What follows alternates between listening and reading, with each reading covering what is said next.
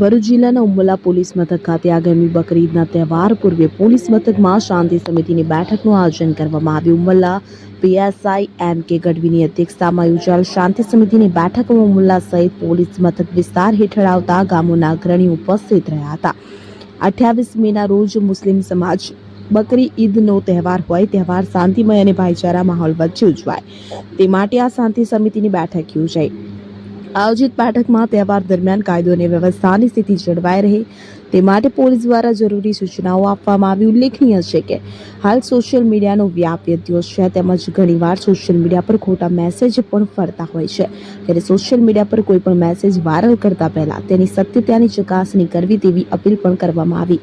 ઘણીવાર ખોટો message viral થવાથી અમુક વર્ગની લાગણી દુભાતી હોય છે અને વિવાદ પણ ઊભા થતા હોય છે. ત્યારે મેસેજ વાયરલ કરતા પહેલા તેની સત્યતા ચકાસવી જરૂરી ગણાય.